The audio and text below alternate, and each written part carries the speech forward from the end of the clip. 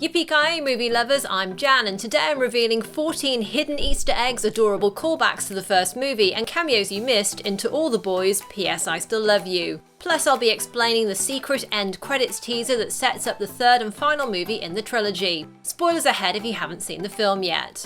Let's do this. Remember how Lara Jean fell on her back in a faint when Peter spoke to her about the love letter she wrote to him in the first movie? Well, it seems like LJ has something of a habit of falling down during meet-cutes, as she lands flat on her back again when she runs into John Ambrose for the first time in the sequel, though this time it's a bowl of candy that sends her crashing to the ground. In those two moments, we see LJ literally falling for Peter and John, and it seems pretty fitting that Lara Jean's meet-cute with John mirrors her meet-cute with Peter, given that they all end up in a love triangle together.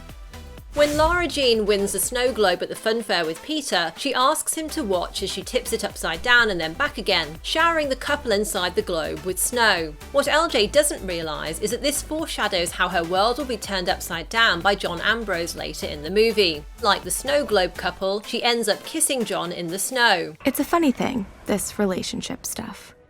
One moment things are upside down, but then, like magic, there's glitter everywhere. And once it all settles, you're right back in the fairy tale again. As LJ unwittingly predicted, when her kiss with John Ambrose doesn't feel right, Peter arrived to bring the glitter back and they both end up with another sort of fairy tale ending. When Lara Jean and friends get together in their old treehouse haunt, there are numerous memories from their childhood pinned on the walls behind them. One of particular note is a drawing that's reminiscent of a Harry Potter sorting hat, a link back to how LJ and John Ambrose used to read Harry Potter together in the treehouse. You said you were House Hufflepuff, and that was my house too, and I thought maybe that was a sign that we were meant to be. There's also a couple of pictures of a dog in the treehouse, which could be Chris's rescue pup she mentioned earlier in the movie, or it could be a nod to the novels where Kitty had a rescue dog named Jamie FOX-PICKLE. There was already a hat tip to that family dog from the book in the first movie when Kitty asked her father, "Can we have a dog now?" No, but that's a nice try. If you're a fan of the To All the Boys book trilogy, you were likely delighted to see author Jenny Han pop up in the first movie as a chaperone at Lucas and Lara Jean's school dance. This time she makes an appearance during the Valentine's Day scene in the school cafeteria. Just before the a cappella group appears on screen serenading a fellow student, you can spot Jenny comforting a crying, likely lovelorn teenage girl. As a producer on the To All the Boys movies, Han has also been a major influence on Lara Jean's on-screen style, collaborating closely with the franchise's costume department. And Jenny isn't the only member of the Han family to show up on screen in P.S. I Still Love You. In the Korean New Year scene, you can see her real-life parents playing Lara Jean's grandparents. In fact, Han told the LA Times that she and her mother even taught Lana Condor, Anna Cathcart, who plays Kitty, and John Corbett, who plays their dad, how to properly greet their relatives for the scene.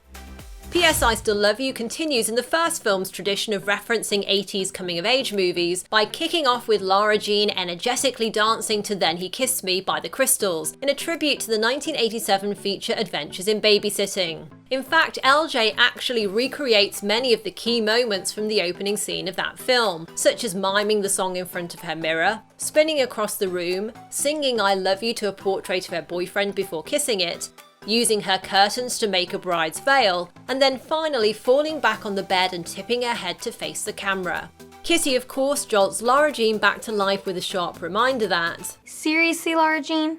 Now is not the time to be fantasizing about living in an 80s movie." and that moment itself is a funny callback to how the 80s was such an important cultural reference for LJ in the first film. For example, when they formulated their fake relationship rules, Lara Jean used the opening scene of the 1984 movie 16 Candles as a basis for the rule that Peter was allowed to put his hand in her back pocket, and she insisted he watch the film with her.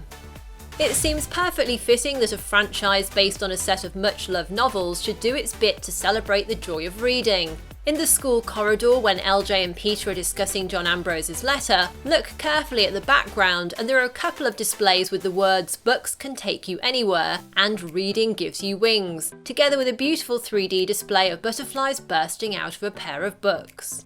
When Lara Jean uses an ice cream sandwich to demonstrate to Lucas just how much she overthinks her relationship with Peter, it's an amusing moment. Has Peter shared an ice cream sandwich with someone before? Maybe it's me. Maybe I'm the one who wants to do more than just share an ice cream sandwich. But the choice of this particular snack is a deliberate Easter egg to Jenny Han's novel. In the book, when the group get together at the treehouse, LJ packs a bag full of ice cream sandwiches and cheese doodles, rather than the cupcake she bakes and the pizza John Ambrose brings in the movie. And just like in the book, where Peter takes the last ice cream sandwich, in the movie he also nabs the last slice of pizza. Is he still like he was in middle school?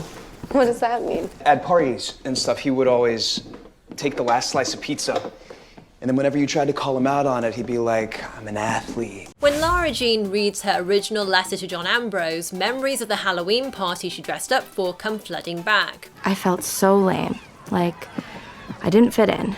And then you walked in as a deviled egg, and I realized maybe I'm lame in a cool way. Of course, the blue beret that the young LJ wears is part of her French toast costume, but it's also a lovely shout out to the novel, in which Lara Jean has what she describes as a charming and jaunty beret collection. When Peter first finds out he's in a potential love triangle with LJ and John Ambrose, the moment perfectly reflects their situation. Not only are he and LJ in a biology class at the time, but the teacher is talking about how octopuses have 3 hearts. And like in their love triangle, one of those octopus hearts is about to get broken by Lara Jean, who dissects it in front of a squeamish Peter, foreshadowing their breakup later in the film. But that's not the only bit of foreshadowing in this classroom scene, because there's also a hint at the location where Peter and LJ's relationship will come to an end. The octopus is a mollusk, and we will get to see one of those during next week's visit to the Portland Aquarium. Oh, and if you think back to the first film, it was also in front of a fish tank at a party that Jen and her friend nosily quizzed LJ about her new relationship with Peter. What do you want to know? Everything. When? How? How far? H on B? H up and down on P? And it was in that same spot that Lara Jean and Peter took selfies to make Jen jealous of their fake relationship. The first movie had a mid-credit scene that teased the return of John Ambrose in the sequel, and To All the Boys 2 also has a little end credits tease for the third movie, though it's very well hidden. The song that plays right at the end of the credits is called Better By Myself. It's by the band Hey Violet, who've said it's about realizing that sometimes it's better to be on your own and learn how to love yourself before you try to love anyone else, or be with someone that doesn't put in the effort you need them to. If you've read Jenny Han's novels, then you'll know that Always and Forever Lara Jean, which is the final book in the trilogy, focuses on the complications that arise when LJ and Peter look to life after high school and their plans for college. The end credit song in this movie doesn't necessarily mean LJ and Peter will break up for good, but it does hint that LJ may spend some time by herself working out what's best for her in the long run. I am trying to make sure you know how to rev your own engine. Make sure you know how to look after you. Okay, I get it. The cast and crew have already filmed All the Boys 3 straight after P.S. I Love You, and Lana Condor has said it's definitely the franchise's most mature movie. And in an interview with Entertainment Tonight, she revealed that in the third film, LJ really starts to make decisions for herself that might be unpopular, but at the end of the day, as a young woman, you have to protect your own heart and make the decisions that are truly right for you regardless of the other people around you. On a separate note, as to whether John Ambrose will ever make a reappearance in Lara Jean's life, actor Jordan Fisher is keeping his lips sealed. However, Fisher, Anna Cathcart, Lana Condor, and even Noah Centineo have all said that they think that Peter is great for LJ's younger years, while John is an endgame boyfriend or husband.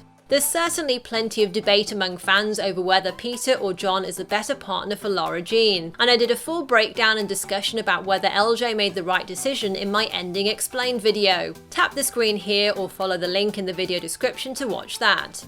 Now, did you spot any other Easter eggs in the sequel, and what do you want to see happen in the final film? Let me know in the comments below. If you enjoyed this, be sure to subscribe for all my new videos, including Netflix's Sabrina, You, Lock and Key, and Stranger Things. Tap left for my next video or tap right for another video you're sure to like. Thanks for watching and see you next time. Yippee-ki-yay, movie lovers!